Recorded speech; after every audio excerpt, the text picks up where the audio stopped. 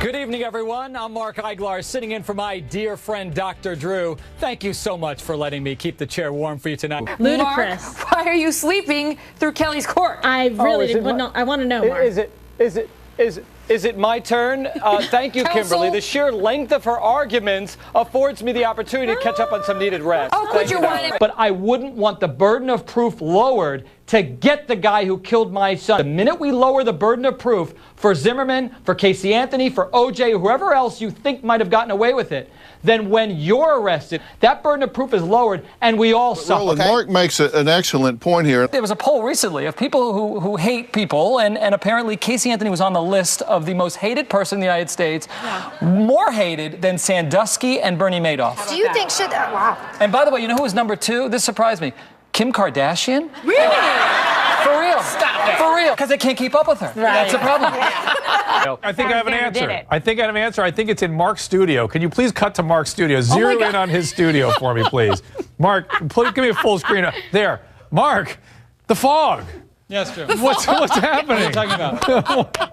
What have you done? I think it's ego that they chose not to bring the Florida Department of Law Enforcement in or the FBI, and I would tell them your ego's not your amigo. Would you defend her? I mean, you've already taken the other. Why am I on the hot seat here? Because you said that you would not defend the I'm marathon. going to take a pass on this one, too. You're passing on everything. I like the audience clapping, so I'm going to take a pass on this one. Thank you.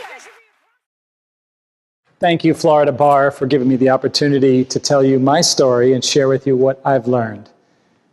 And when I see that montage, there are 2 primary thoughts that I have. Number 1, I love wearing makeup. And number 2, how happy I was every time I get to perform. I'm there helping people understand legal issues. I do it in an entertaining way. I'm in the flow. I'm doing what I love to do. It's the same way when I'm in front of a jury. But I'm also not always that happy. I thought I was the only one. I was actually miserable at times, and I didn't know why. And I certainly didn't want to share that with anybody. I lost my first child. My wife and I were halfway through our pregnancy, and that happened. We thought we were never going to get pregnant again. We got a puppy because we had so much love. We needed a puppy like we needed a hole in our head. We had a brand new home. And that puppy lived with us for a year before it died in a freak accident.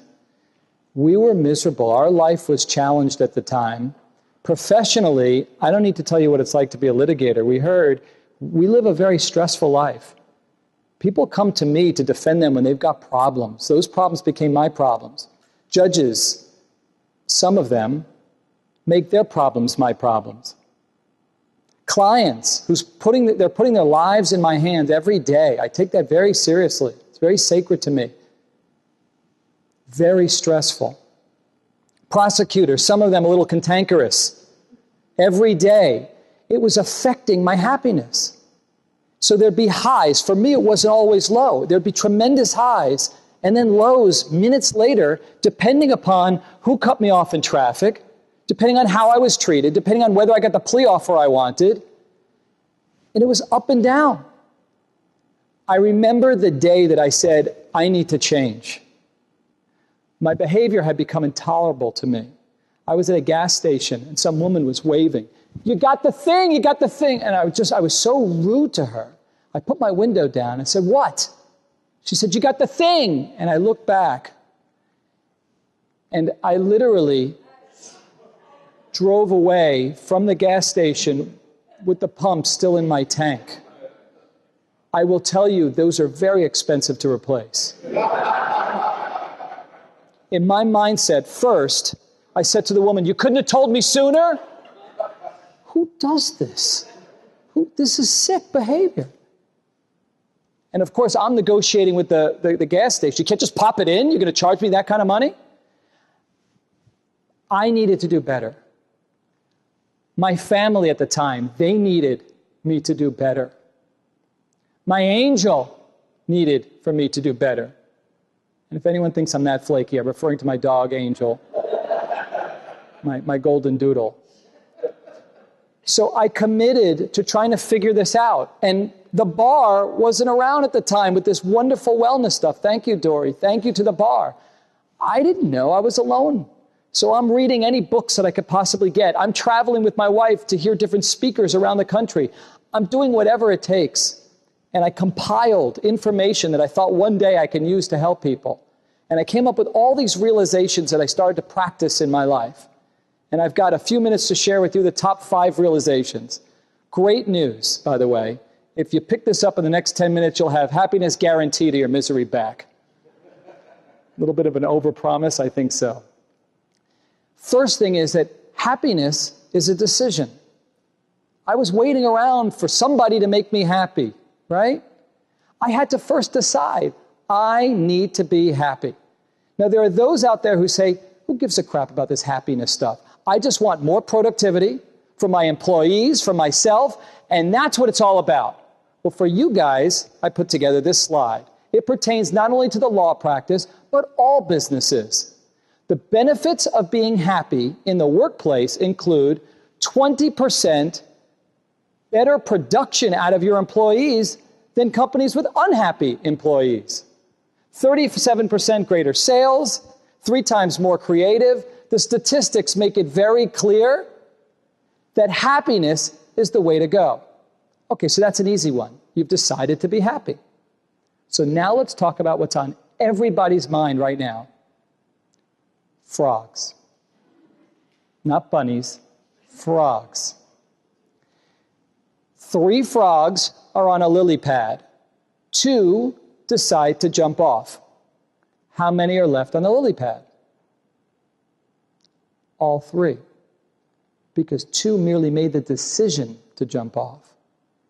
We always say, I should be happier, I should lose weight, I should exercise more, we should all over ourselves. It's I must. The day that I decided I must, I owe it to myself, I owe it to my family, I got to figure this out, and I made the leap to be happy, that's when I started on this new path. Realization number 2, this is wonderful news for everyone. Happiness is actually our default setting. I always wondered, was that prosecutor born a jerk or she just became that way? No, neither. I believe that people are inherently happy when they come out. I'll prove it to you. Who here owns a smartphone? Okay. You take it out of the box and you pull it out. Back in the day, you had to plug it in. No, now you can use it right away. It comes with a default setting, a default state. The creators, the factory, set it to the ideal brightness, the perfect language, and you can use it right away. But what do? The schmucks we are, we change the settings. Oh, let's make it Chinese. Let's make it darker. Let's download apps that have viruses. And it becomes unusable. So what do? We hit the reset button and we start all over and it's back to perfect. Human beings, I believe, come out of their creators, from the factory, from our mothers, being happy. We screw ourselves up because we download all these thoughts that are of no service to us at all. So what we can do is we don't have a reset button, but we can just go back and figure out how we got to that point. This, everybody, this was you. This was you.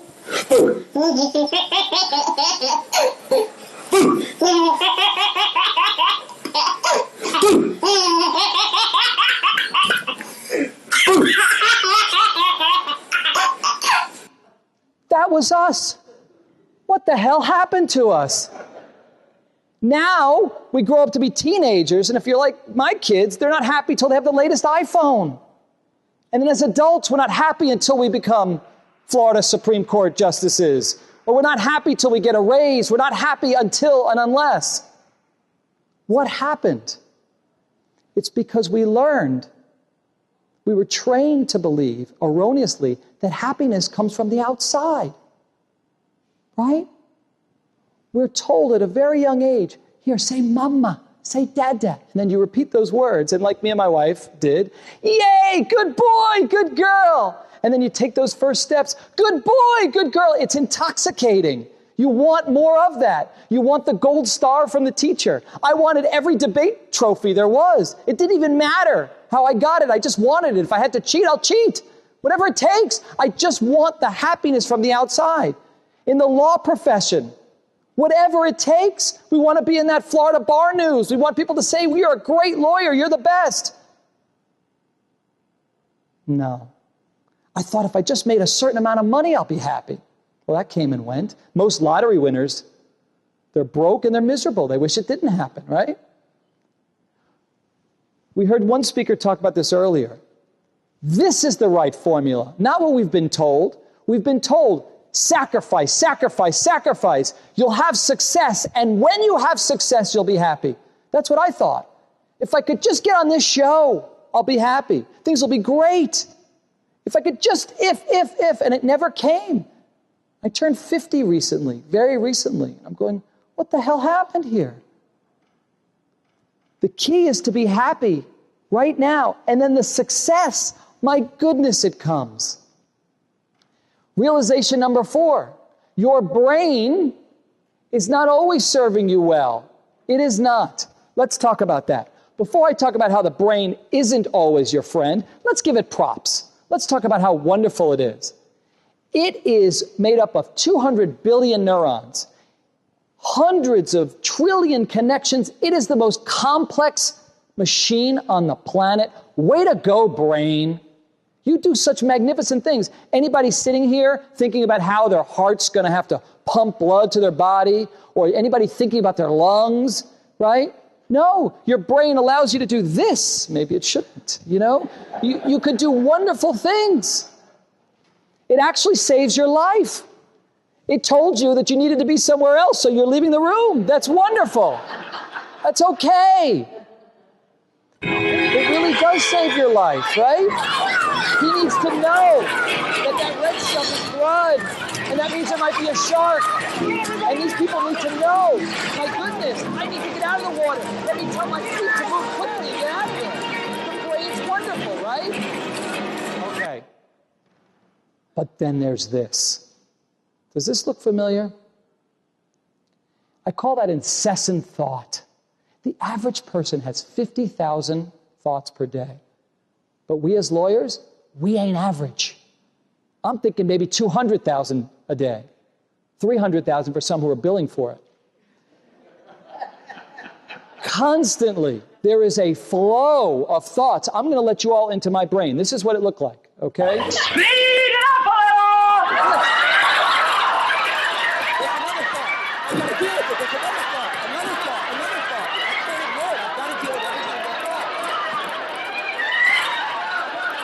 It's crazy.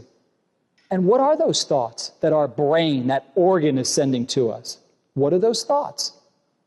Fear. We'll get back to fear in a moment. It belittles us. You're no good. It disciplines us. It argues. I lose debates in my own head with myself all the time. It criticizes and compares. You'll never be like this lawyer. You'll never be like him. What does that do to me? Fear. I believe everything is either love or fear. Love is when you see that bunny and you go, look how beautiful that is. That's life. That's wonderful. Love is being in front of you, feeling the energy, committed to changing what's happening in our profession. Fear is false evidence appearing real. We think of the worst case scenario. What if I don't get the outcome for my client? What if he's got to go to prison? What if the judge treats me in that way the other judge treated me? What if this? What if I can't pay for my kid's school? What if, what if, what if? That's not being loving to yourself. That's not being of any service to yourself. I suggest to you, rather, that you're in the business of isness. Radical acceptance is another way to look at it. And that is, if you're running late to court, there's 2 reactions. Oh my God, oh my God. Or, let me just take it easy. Maybe if I rush, there'll be a car accident and my timing will cause me to have a problem. How about the people who are late to work? People who are late to work, they get crazy. What about the people who showed up late to work on the day that the towers went down in New York? Or how about a woman who missed her train in England? She waited 4 hours. She was really upset. But during the 4 hours, she came up with this idea of a wizard. Boy, wizardry, riding around on a broom. J.K. Rowling came up with Harry Potter because she missed her train. The final realization that I have for you folks is that happiness is in the present. It's right here, right now. When your brain, who I call Biff, by the way, Biff, from that bully in Back to the Future, because my brain will do that to me. When that organ sends me thoughts that serve me well, like, yeah, go to the bar, do it, go for it. Or when my brain sends me thoughts like, really? You're going to get up there and talk? It's very personal. They're not going to like what you have to say. Just don't go. You talk to your brain and say, I like those thoughts. Send me more like that. Or brain, that doesn't serve me well. It's a practice, like meditation that I do every day. It's a practice. But let's talk about being present. I'm going to end with this concept. Too much of us are focused on the past. I should have done this. I could have done this. Or we're focused on the future. Oh, my goodness. I wish that, So what happens is when you're focused on the past or you're focused on the future, you're pissing on today. Right now, this is a gift. That's why they call it the present. I thank you to the Florida Bar for giving me this opportunity. There's so much more. I ask you to allow me to be of service to you. I derive happiness and pleasure out of being of service. I learned that about myself. So go to speaktomark.com and reach out to me and allow me to help you. I will end with this quotation from Aristotle that I'm always reminding myself of, and that is, take charge of your thoughts. You can do what you will with them. And hopefully you choose happiness. Thank you.